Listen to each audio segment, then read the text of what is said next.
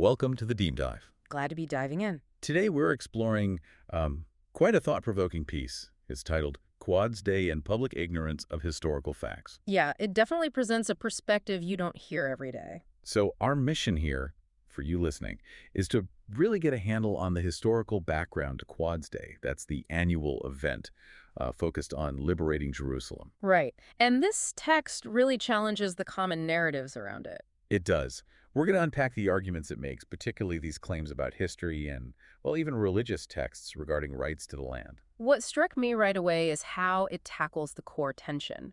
It argues the Arab-Israeli conflict isn't really about land, not in the sense of scarcity anyway. Which is a common framing, right? Exactly. Instead, this piece frames it as fundamentally religious. And it goes further, suggesting historical and, interestingly, even Quranic viewpoints could be read to support Jewish rights there. That definitely goes against the grain. Yeah. Sounds like we've got some surprising potential facts to uncover here. For sure. It's set up for a proper deep dive. Okay, so let's start with the basics. Quds Day itself. What does the text tell us about its origins?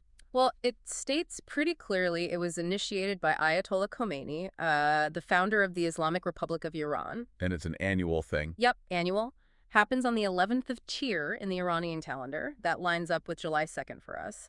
And its central message, its call to action, is for the liberation of Jerusalem. Okay, standard enough so far, but this is where the source starts to diverge, right, on the why. Precisely. It pushes back hard against the idea that this is driven by a lack of land for Arabs. And it uses that geographical comparison, which is quite stark when you see the numbers. It really is. It points out, Arab nations control 22 countries, something like 13.5 million square kilometers. Yeah. Vast territory. And then contrast that with Israel, Yeah. around 20,000 square kilometers. A huge difference. A massive difference. And the author uses this disparity to say, look, the core issue can't reasonably be about needing more land. So if not land, then what? Religion. The source insists it's fundamentally a religious war, centered on these historical and religious rights claims. And it doesn't just say it's religious. It argues the history actually supports Jewish claims to the land of Israel. Yes, it asserts that the land historically belongs to the Jews,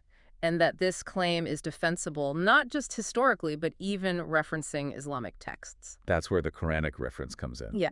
This is probably the most surprising part for many. It is. The author highlights the change of the Qibla, the direction of prayer for Muslims. Right. Initially Jerusalem, then changed to Mecca. Exactly. The source interprets this change, which it says happened after a period of reproach of the Jews, as a deliberate act by the Prophet of Islam. Deliberate in what way? To draw a line, essentially, to delineate between Islam and Judaism.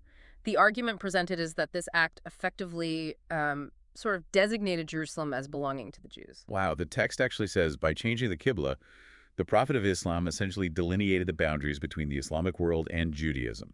And it adds that if Muslims had stuck to that delineation, things could have been peaceful. That's a very, very specific interpretation of that historical event, suggesting a path not taken. It is. And following from that, the author criticizes what they see as distortions of history, arguing these distortions block peace. They also suggest a deeper motive for some, right? Something about dominating history. Yeah, the idea that, for some, capturing Jerusalem isn't just about the city itself, but about controlling the narrative of the prophets, the cradle of monotheism. And they mention Morteza Motahari specifically. Right. Motahari, the Iranian scholar. The text highlights his attempt to differentiate between Jews and Israelites. Why would he do that?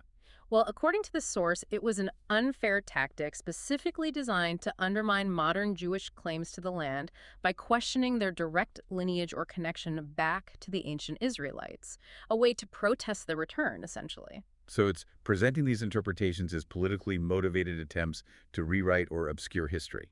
That seems to be the core accusation, yes, that these historical and religious interpretations are tools in the conflict. The source then uses that analogy about Mecca, which is quite powerful. It really makes you pause.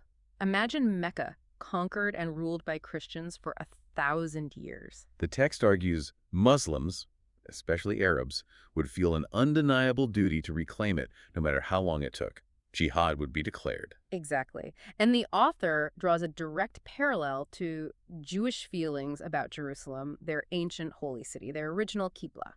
The point being, their deep connection and determination to defend it should be understood in that same light. It argues for their right to that passion. It then brings in Islamic jurisprudence Right, the principle that non-Muslims shouldn't govern Islamic holy places. and flips it. Sort of, it draws a parallel.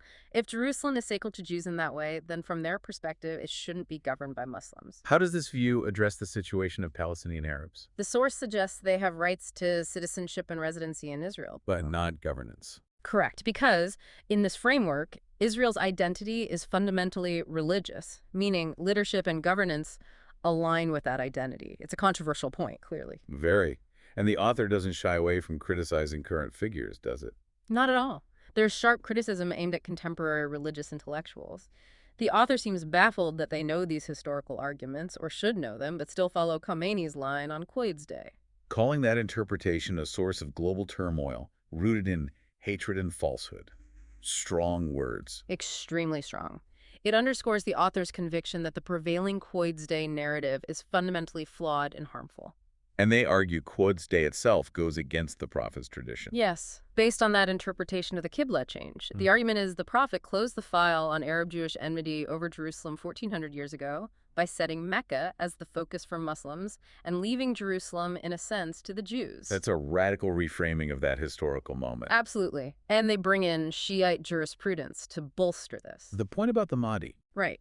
That the Mahdi, this major figure in Shiite belief, is expected to appear first in Mecca, not Jerusalem. With 313 companions, the text says. Yes, and he only enters Jerusalem later, alongside Christ. The source presents this as evidence of an older Shiite view, pre-Khomeini, that implicitly respected Jewish connection to Jerusalem. It also briefly mentions a Christian view. Just briefly, noting that for Christians, Jerusalem is the city of the promised kingdom, and again, drawing that parallel with Mecca, suggesting that from this perspective, too, it shouldn't be under Muslim governance. Trying to build a wider case? Seems like it. And then the author shifts towards sort of a call for realism. Yeah, basically saying, look at the map again. All this conflict over Israel's tiny territory, maybe 20,700 Santa kilometers mentioned here too, it seems illogical compared to the vast Arab lands. And a direct message to the Islamic Republic. Very direct. Focus on your own people first. Charity begins at home. And a warning. A stark warning that this dream of conquering Jerusalem could be the regime's undoing, predicting its collapse if the Revolutionary Guards actually try to approach the city. Even mentioning Hamas in Syria as a kind of cautionary tale for Iran. It's a forceful conclusion, positioning the Quds Day focus as not just wrong-headed, but potentially self-destructive for Tehran. And just to be clear, the text does cite its sources for these claims, references to specific surahs in the Quran, Tabari's history, Ibn Athir. Yes, and names the author Behruz Sadek Kanjani. So it's grounding its arguments, even if they are controversial. Okay, so let's recap what we've unpacked from this source. We've seen a perspective arguing the conflict over Jerusalem is, at its heart, religious, not territorial. And that certain historical and even Islamic texts can be interpreted in this specific way to support Jewish rights to the land. The change of the Qibla is presented as this pivotal boundary-setting moment. Right, and contemporary Quds Day is critiqued as contradicting that earlier understanding and tradition. So for you, the listener, this deep dive really presents a starkly different way to look at this complex, long-running conflict. It really makes you think about how interpreting history and religious texts shapes everything, doesn't it? How these interpretations fuel movements and conflicts. Absolutely. You might wonder, what other historical events could be seen through such different lenses? And when you have these deeply held conflicting beliefs based on different interpretations, well, what are the paths forward? This view definitely challenges the mainstream narrative. What new questions does hearing this perspective raise for you? Something to think about.